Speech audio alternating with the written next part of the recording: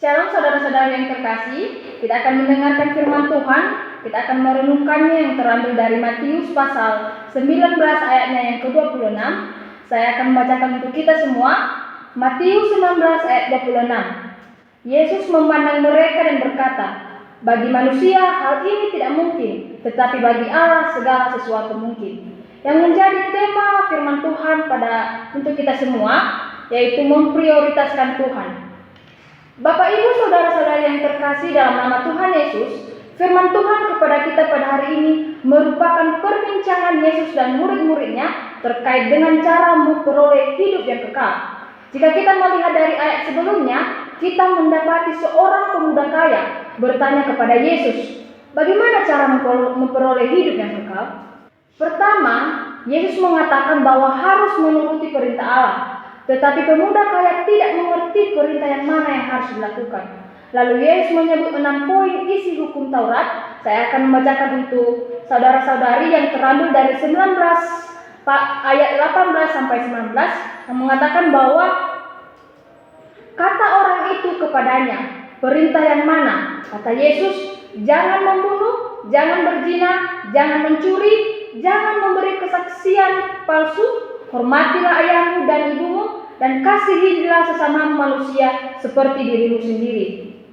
Pertanyaan bagi kita, mengapa Yesus hanya menyebut ini? Yang merujuk kepada relasi manusia karena Yesus mau menekankan tentang cara mengasihi sesama manusia. Tetapi semua ini ternyata telah dilakukan pemuda kaya itu. Lalu Yesus mulai menyuruh dia untuk menjual semua hartanya, lalu dibagikannya kepada orang miskin. Tetapi ternyata itu adalah hal yang sulit dilakukan oleh pemuda kaya itu. Memang kekayaan, yaitu harta atau uang, merupakan hal yang sulit dilepaskan oleh manusia dalam hidupnya, karena itu adalah salah satu alat untuk menopang kehidupan manusia secara jasmania. Tetapi tidak dipungkiri hal ini juga dapat membawa kita ke dalam dosa, sehingga kita tidak memperoleh kehidupan kekal itu. Karena kalau berbicara tentang harta, maka di sini terdapat segala akar kejahatan, dimulai dari kesombongan. Jika orang sudah memiliki uang banyak dan harta yang melimpah, maka kita tidak bisa dijamin ia tidak akan sombong. Terjadinya relasi yang baik terhadap sesama karena merasa sudah tidak membutuhkan orang lain lagi. Dan yang paling menyedihkan adalah harta kita yang membuat kita jauh dari Tuhan.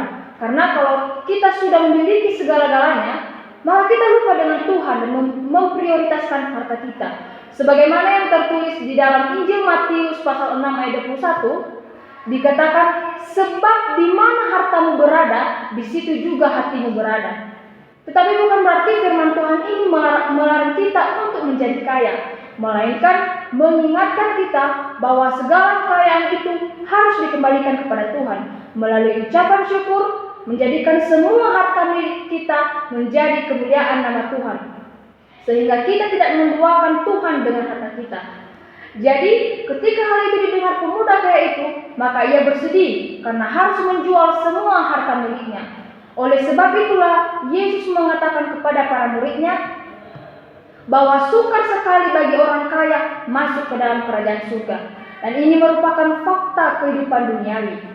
Maka Yesus mengatakan lebih mudah seekor unta melewati lubang jarum daripada seorang kaya masuk dalam kerajaan Allah. Frasa ini bermaksud untuk menjelaskan bahwa seperti lubang jarumlah sulitnya memasuki kerajaan Allah. Unta adalah hewan yang memiliki beban, tapi mampu masuk ke dalam lubang jarum. Tetapi lebih dari unta orang kaya sehingga sangat sulit untuk masuk ke dalam kerajaan Allah. Jadi, penjelasan ini membuat para murid berpikir bahwa sepertinya tidak ada yang bisa diselamatkan.